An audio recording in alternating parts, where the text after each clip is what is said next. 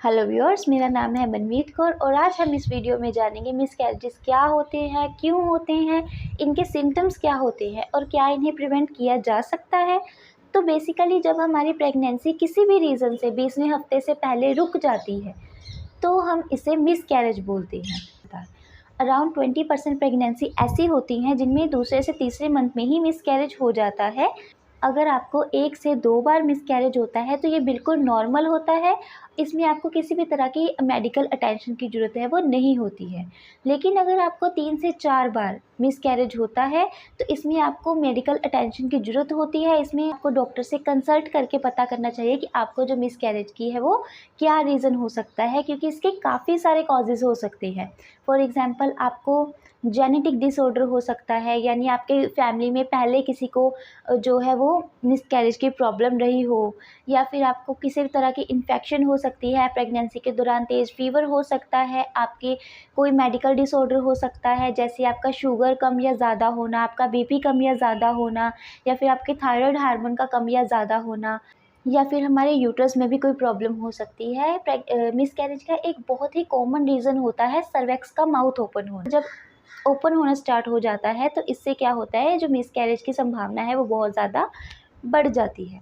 ये मिसकैरेजेस काफ़ी तरह के होते हैं जैसे threaten miscarriage, incomplete miscarriage, complete miscarriage, inevitable miscarriage या फिर मिस्ड अबॉर्शन।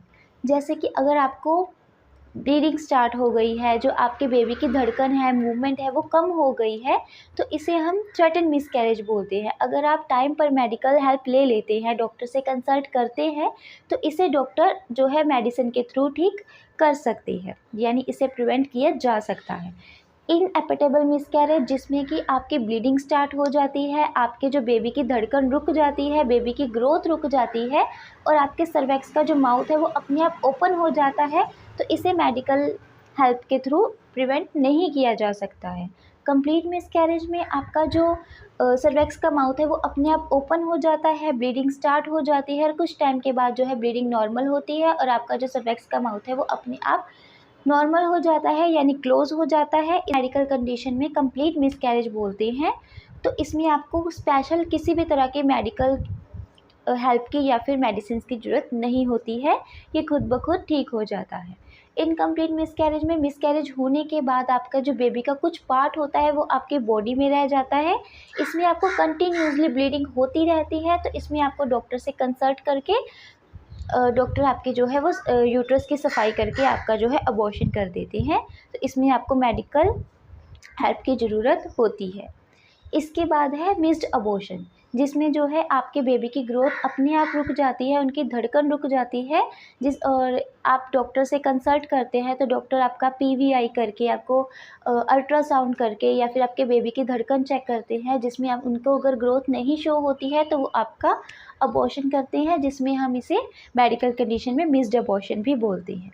तो इसके सिम्टम्स क्या होते हैं? अगर आपको लोअर एब्डोमेन में बहुत ज़्यादा पेन फील हो रहा है, यानी प्रेगनेंसी के दौरान हल्का-फुल्का पेन होना नॉर्मल होता है, लेकिन अगर अनबियरेबल पेन हो रहा है या फिर आपका जो है वो प्रेगनेंसी के सिम्टम्स हैं वो आने लो हो गए हैं, बेबी की मूवमेंट आपको नहीं समझ आ रही है, बेबी में जो हलचल है वो नहीं हो रही है, बेबी की हार्ट बीट नहीं आ रही है, या फिर आपको जो है काफ़ी ज़्यादा लो फील हो रहा है, तुरंत आपको अपने डॉक्टर से कंसल्ट करना है। डॉक्टर आपको चेक करके बताएंगे कि आपका भी नॉर्मल है या नहीं है। अगर आप टाइम रहते अपने डॉक्टर के पास जाकर अच्छे से मेडिकल हेल्प ले लेते हैं तो कुछ कंडीशंस में जो है डॉक्टर आपके अबॉर्शन होने से रोक सकते हैं। बताया कि जो 20% प्रेगनेंसी ऐसी होती है जिनका दूसरे से तीसरे मंथ में मिसकैरेज हो जाता है, ये बिल्कुल नॉर्मल होता है।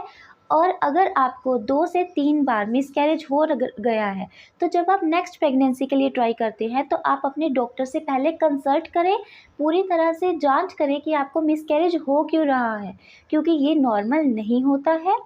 अगर आपको किसी भी रीज़न से जो आपको मिसकैरेज हो रहा है, पहले आप उसकी जांच करवाने के बाद उसका ट्रीटमेंट करें और उसके बाद ही आप नेक्स्ट प्रेगनेंसी के लिए ट्राई करें। अगर आप नेक्स्ट प्रेगनेंसी के लिए ट्राई कर रहे हैं तो कम से कम आपको 3 मंथ का जो टाइम होता है वो अपने माइंड को, बॉडी को और यूट्रस को रिलैक्स करने के लिए देना होता है। कम से कम 3 मंथ का समय आपके यूट्रस को जो है वो नॉर्मल होने में लगता है।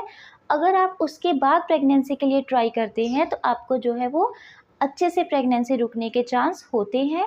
अगर आप नेक्स्ट प्रेगनेंसी के लिए जब आप ट्राई करते हैं तो आपको वॉक स्टार्ट करनी है, जिससे कि आपकी जो नेक्स्ट प्रेगनेंसी है वो कंसीव करने में आपको काफ़ी हेल्प होगी।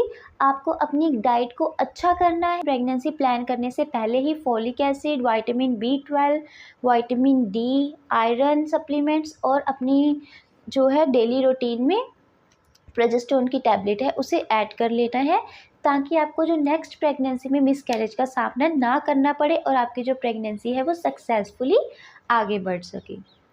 अगर आप इससे रिलेटेड मुझसे कोई क्वेश्चन पूछना चाहते हैं तो आप मुझे कमेंट बॉक्स के थ्रू पूछ सकते हैं।